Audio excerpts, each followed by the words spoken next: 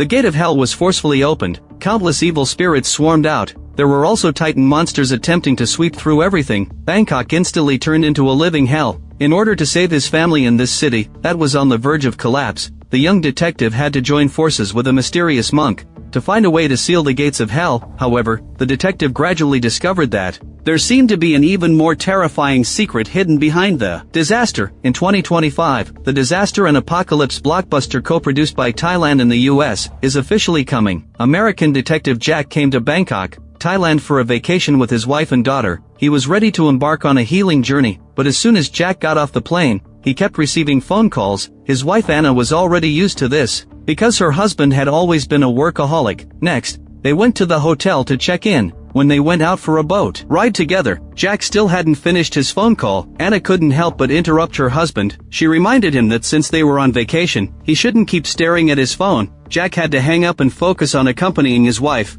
The two of them chatted and laughed all the way. When they came to their senses, they realized that their daughter Linda was missing. They searched everywhere in the huge market. Suddenly, they saw Linda standing on the bridge opposite, chatting and laughing with a monk. Jack quickly thanked the young monk, and then wanted to pull his daughter away. But the young monk stopped Jack and said a bunch of strange things. He seemed to have expected that Jack would come to Bangkok. You are the keeper of the gates. You will be faced with great challenges soon. Jack just thought the man was talking nonsense, and didn't take it to heart. The family continued their trip. Linda also pestered her father to sign her up for a karate cram school. Anna saw that there was chocolate on her daughter. She quickly took her to the restroom to deal with it. Linda casually glanced downstairs in the shopping mall, and saw a strange man wearing a black leather jacket. The man walked into a densely populated area, and then took out his weapon to attack indiscriminately. The hall was instantly in chaos. It was obvious that the man in the leather jacket was an extreme terrorist. As a police officer, Jack couldn't just stand by and do nothing. He caught up with his wife and told them to find a place to hide, then rushed to the scene and took action according to the situation. At the same time, the police in Bangkok also rushed over upon hearing the news. Several police cars made a sudden stop downstairs of the shopping mall. Jack picked up the pistol on the ground. When the terrorist wasn't paying attention, he threatened him to put down his weapon and surrender immediately. But the man in the leather jacket wasn't panicked at all, and pointed at Jack and said, "You must have a very happy family. You can eat chocolate cake with your daughter." As soon as he finished speaking, the man in the leather jacket fired the first shot. Jack dodged and hid behind the pillar. He found that a tourist was trying to call the police. Just as he was about to remind the other person to be careful, the man in the leather jacket shot and killed her. Then he shouted insanely, "My master is going to be resurrected." Jack immediately ran out and fired wildly at the man. The other party was hit by several bullets, and knelt down on the ground. When the police arrived at the scene, they happened to see this scene. It could be seen that the man showed no signs of panic when he was on the verge of death. He even thanked Jack for doing it with his own hands. He said that he was the legendary gatekeeper of hell. This was already the second time Jack had heard this statement. Just when he was puzzled, the skin of the man suddenly burst into red light. In the next second, the man himself exploded, and the fire broke through the shopping mall. It spread throughout the city of Bangkok. After hearing the loud noise, Anna left the restroom with her daughter. The two of them fled all the way outside the hotel, only to find some people on the street were like they were possessed. They were frantically killing their own kind. Helpless, Anna could only take her daughter back to the shopping mall to look for her husband. Unexpectedly, the customers inside were also killing people recklessly, just like the people outside. Anna picked up the broken limbs of the mannequin on the ground to protect her daughter. Unexpectedly, several zombie-like tourists rushed out from the opposite side. She quickly put her daughter on one side of the escalator and clenched the broken limb to deal with the zombies. But Linda slid downstairs along the escalator. She was soon caught by the zombies. Anna forcefully knocked down the zombie beside her. She rushed downstairs and rescued her daughter. The two ran from the back door of the hotel to the street. Out-of-control cars were running amok on the road. Raging zombies were everywhere. Anna led her daughter through the chaotic street. They dodged and hid all the way and ran into a convenience store. Anna closed the door and took her daughter to hide behind the shelves. Linda asked fearfully about the whereabouts of her father. Jack had just regained consciousness. Arat, the Bangkok policeman opposite, also quickly got up. The two of them looked around warily and found that the corpses on the ground were actually gone. Whether it was the man in the leather jacket, or those passers-by who had been shot, they all disappeared. The bloodstains on the ground also became old and dried up. As soon as the words were spoken, a strange roaring sound came from the dark. The two of them cautiously stepped forward to check. A schoolgirl stood in front without moving. Arat relaxed his vigilance and stepped forward to negotiate. Unexpectedly, the schoolgirl suddenly turned her head. She revealed her bleeding eyes. In the next second, she pounced on the young policeman and stabbed him into a honeycomb. Jack quickly fired at the female zombie, but the other party didn't fall down even after being shot. Instead, she rushed over clutching a dagger. Jack seized the opportunity and knocked her down. He quickly ran into the darkness of the shopping mall and hid, but that female zombie actually crawled over along the ceiling. Jack stared nervously at the sky above. The female zombie launched a surprise attack from behind, and knocked his pistol away. Jack grabbed the zombie's wrist to block the dagger, and then kicked the zombie away with force. He quickly got up and ran towards the restroom, but he didn't find the figures of his wife and daughter, and the female zombie soon caught up again. Jack swung the chair and threw it at the zombie, but she flashed and descended from the sky. He quickly pulled away the hanging wire, and tied the female zombie up tightly to the pillar. Jack was just about to leave the shopping mall. Unexpectedly, the female zombie had already broken free from the restraint, but she didn't continue to look for Jack. Instead, she walked into a red blood hole and disappeared. Anna and her daughter were still in the convenience store, because the mobile phone lost its signal, and they couldn't get in touch with anyone. Anna had to borrow the landline in the store. Unexpectedly, a zombie took the opportunity to run in, and was getting closer and closer to Linda. At the critical moment, Anna knocked the zombie down from behind. She planned to take her daughter back to the hotel first. Maybe she could meet her husband there. The two moved carefully under the cover of a bus. Unexpectedly, a male zombie emerged head-on. Anna pulled her daughter and fled. Linda pointed at the bus in the distance, and said that it seemed that everyone inside was normal. Upon hearing this, Anna quickly took her daughter and hid inside, then asked the driver on the bus if the bus could still be driven. The driver looked out of the window with a worried expression. It turned out that the car key was in a school bag not far away, but no one dared to go down and get it. In the end, for the sake of her daughter, Anna decided to take a risk again. She grabbed the school bag and prepared to rush onto the bus. Unexpectedly, as soon as she got on the bus, she was dragged away by a zombie. This time, the uncle on the bus finally agreed to take action. He hurriedly got off the bus to rescue Anna. Although the mother and daughter managed to escape safely, that unlucky uncle lost his life because of this. The bus slowly drove away from the vicinity of the shopping mall, but it hadn't driven far before it was blocked by the paralyzed traffic. Anna had to get off the bus with her daughter. They climbed over the vehicles blocking the road, and walked towards the hotel step by step. More than 10 minutes later, Jack also walked onto the street. Before he could figure out what to do next, a huge monster crawled out from behind the hotel, and it had a clear target, which was coming straight for Jack. The monster stepped on and flattened the obtrusive bus with one foot. Jack fled to the vicinity of the parking lot. No matter which direction Jack ran, it was as if the giant had a radar installed on him, and kept following Jack behind. When Jack was almost at the end of his rope, the young monk who had appeared before suddenly emerged, and dragged him into a mysterious building. The young monk explained that this space was the boundary between heaven and hell. It was prepared for those who had lost their way, and you are the gatekeeper of the gates of hell. When Jack shot and killed the terrorist in the shopping mall, he accidentally helped him complete the blood sacrifice. The gate of hell was forcefully opened. Countless evil spirits swarmed out. They possessed the weak and collected souls. The young monk then said, "My father was a very powerful necromancer. Decades ago, he became a monk. But because of his greed for power, he stole two scriptures from his master, the scripture of the eternal vault and the scripture of soul energy absorption. The power contained in these scriptures couldn't be controlled by ordinary people." The young monk's father became obsessed, and lost his mind during the process of studying. His body was eroded by magic power. In order to continue his cultivation, he actually tried to use the method learned from the scriptures to take over his own son's body. Fortunately, the young monk's mother discovered it in time. She knocked her husband unconscious from behind and stopped the ceremony. The soul of the young monk's father, Vishen, was exiled. He lost his power in the physical realm,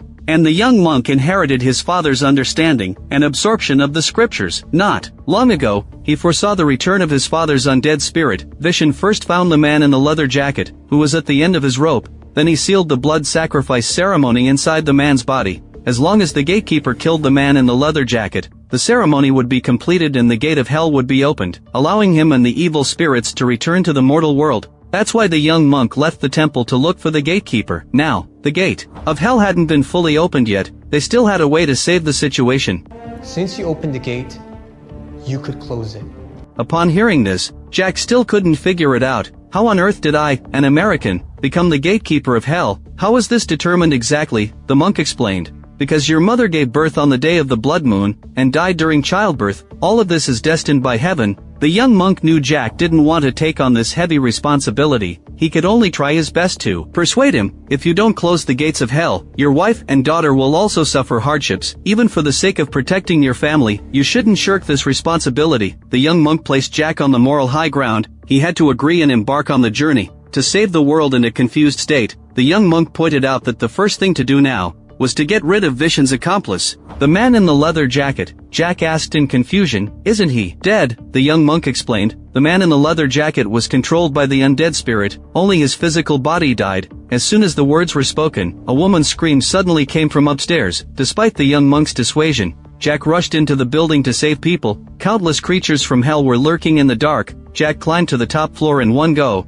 He picked up an iron rod and knocked these four-legged monsters unconscious, then successfully saved the helpless girl with a ponytail. Jack took a closer look and thought, isn't this the girl who called the police and was shot by the man in the leather jacket in the shopping mall? Why isn't she dead? Before Jack could find the answer, the giant skeleton monster appeared again. Jack quickly pulled the girl and fled, but there was no shelter to hide in on the rooftop. The skeleton monster grabbed the little girl and left. The disappointed Jack told the young monk, that girl was clearly shot and killed before. How could she appear on the rooftop out of nowhere? The young monk explained, that's just the girl's soul. She hasn't realized that she's already dead yet. And that skeleton monster just now was devouring the girl's soul. It feeds on the lost. It only hunts down the lost souls of the dead. Upon hearing this, Jack was very confused. Then why can I see the souls of the dead? And why am I being hunted by the skeleton monster? Does that mean You were killed during the explosion. Jack couldn't accept the fact for a moment. How can I save people if I'm already dead? The young monk comforted him. Don't worry, I will prepare a container for you, so that you can regain a physical body in the real world. On the other side, Anna and her daughter had already returned to the hotel. Sure enough, this place hadn't escaped the zombie attack either. There were corpses everywhere. As soon as they entered the corridor, they saw an employee being bitten to death by a zombie. Anna grabbed the nearby utility cart, rammed it over, and blocked the crazy zombie. But the zombie immediately overturned the cart. Anna took advantage of the chaos, grabbed a wine bottle, and knocked the zombie down. She pulled her daughter and rushed back to the hotel room. She finally had a moment to take a breath. But when she saw the ruins outside the huge floor-to-ceiling windows, the whole of Bangkok was in a terrible disaster. The phone still didn't have a signal now. All Anna could do was wait in the hotel. After a while, there was a sudden knock on the door. She opened the door and it turned out to be Jack. But just by looking at his eyes, she knew that this was an imposter. At this moment, the real Jack was following the young monk. To look for the man in the leather jacket, they encountered all kinds of demons and monsters on the way. As soon as they entered the building on the street, they were surrounded by a group of demons with large wings. These terrifying creatures let out roars to intimidate them. The young monk held a staff and fought closely with these monsters. The two finally managed to escape into a theater on one side. They ran into a large nest of magic spiders with red eyes. The young monk struck the staff and released his magic power. The group of spiders disappeared in an instant. He explained to Jack that these low-level demons were creatures of the spiritual world, and didn't have physical bodies, so they were nothing to worry about. After the young monk finished speaking, he called on Jack to leave the theater. On the way, Jack passed by a mirror. He found that he had turned into the appearance of a Thai police detective. The young monk said that time was pressing. I could only find a body for you nearby to use, and the mirror showed the true appearance of the container. Otherwise, Jack would never be able to notice that his body had changed. This was the only way for him to interact with the physical world. Jack didn't understand the since he could possess the body of a dead person, then why didn't you let me enter my own body? The young monk said helplessly, because your physical body can't be found. At this moment, Jack's body had already been taken over by the soul of the man in the leather jacket. He also used this body to deceive Anna into opening the door. Linda looked at the appearance of her father. She felt a kind of indescribable strangeness. A ring of the telephone broke the silence. Anna and her daughter were a bit surprised. The phone was out of order just now. How could it be working normally again? The man in the leather jacket motioned for the two to keep quiet. Then he made a phone call while writing something on a memo pad. Not long after, Jack also came downstairs of the hotel. The young monk handed him a specially made weapon. Ordinary attacks were ineffective against evil spirits, and this ancient flintlock pistol was equipped with summoning bullets, which were made of very special metal. After the young monk finished speaking, he took out a dagger. It was composed of 9 metal elements, and could dispel most black magic. Jack was worried about the safety of his wife and daughter. As soon as the young monk finished speaking, he ran into the hotel. When he returned to the room reserved by his family, he found it empty. There was only a doll left behind by the man in the leather jacket. The young monk, on the other hand, found the memo paper next to the telephone. Suddenly, Linda's cries for help came from downstairs. Jack saw through the window that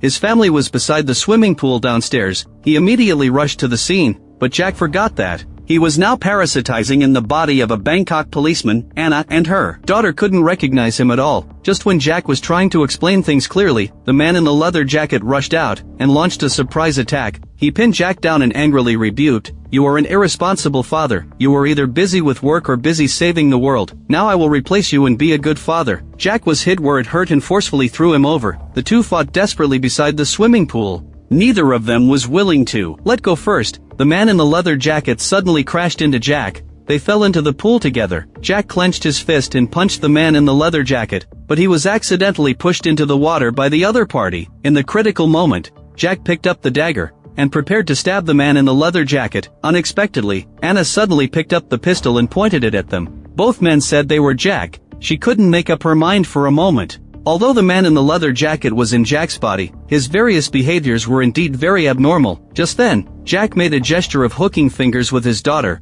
Linda finally recognized that this person was her father. The man in the leather jacket crashed into Jack with great force. Anna was frightened and pulled the trigger. Jack was accidentally hit by the bullet and fell into the pool, and the imposter, the man in the leather jacket, climbed out of the water. He approached Anna with a fake smile and said, "I know a safe place. I can take you there to take shelter." Mom, that's not Daddy. Yes, he is. Yes, he is. A blood hole appeared on the pillar behind them. The man invited the mother and daughter to go in with him. On the other side, after Jack was shot, his soul instantly returned to the non-material space. In a trance state of consciousness, he felt that he was being bitten by a monster. The next second, he was awakened by the young monk. He handed that memo paper to Jack, saying that there was a roadmap to a certain place drawn on it. Maybe we can find the hiding place of the necromancer Vision, according to this clue, and it's highly likely that Anna and Linda were also taken there by the man in the leather jacket. The two of them set off immediately. They soon arrived at Vision's hiding place. The man also grabbed Anna and her daughter to send them to his master. Linda has the blood of the guardian flowing in her body. It can help Vision speed up the process of opening the gate of hell. Anna wanted to protect her daughter, but Vision's power was too strong. When he was about to take action against Linda, Jack rushed in time and interrupted the ceremony. Vision asked his subordinates to stop him. Unexpectedly, the metal knife in Jack's hand was very sharp. Those few small lackeys were no match at all. The man in the leather jacket immediately joined the battle. Only then did it slow down Jack's actions. During their struggle, they flung the pistol onto the ground. Anna struggled desperately to break free from the restraint. She picked up the pistol, shot Vision, and successfully saved her daughter. But the next second, she was knocked down by a small soldier beside her. When Jack saw this, he quickly threw the dagger over and pinned the small soldier to the ground. When the man in the leather jacket saw that he had dropped his weapon, he immediately chased after him. At the critical moment, Anna picked up that specially made pistol and threw it to her husband. After Jack caught it, he shot the man in the leather jacket with a backhand shot. The soul of the latter instantly fell into the wandering space. The next second, it was caught and torn apart by the skeleton monster. The young monk held a staff and protected Linda in front of him. Seeing Vision approaching step by step, Jack appeared in time and stabbed Vision from behind. Unexpectedly, Vision showed a ferocious smile. He mocked Jack for not knowing the whole truth at all. To close the gates of hell, one must pass through it. That is to say, Jack had to enter hell and there was no possibility of returning to the mortal world. After Vision finished speaking, he turned into fragments and vanished with the wind. Jack said goodbye to his family with tears in his eyes. He deeply regretted not having accompanied them well during his lifetime, and only hoped that he could find the way back in the next life. After Jack finished speaking, he stepped into the gates of hell. The scene in front of his eyes changed abruptly. He saw churning lava all around. There was a ring of fire spouting flames directly ahead. Jack was reduced to ashes in this heat wave. He sealed the gate with his own body. After that, Anna took her daughter and went to seek refuge with her mother. I don't know how much time had passed. A woman wearing a trench coat opened the gate of hell again. This woman might be Linda when she grew up, who wanted to enter hell to look for her father. The film ended with an open-ended conclusion. It was adapted from a globally best-selling horror survival video game. It was jointly produced by the production team of Winchester and the visual effects team of Alone. Just listening to this lineup, it seems like it would be very interesting to watch. However, the story itself is a very formulaic disaster film. Fortunately, there are no major logical loopholes, perhaps due to the very low budget.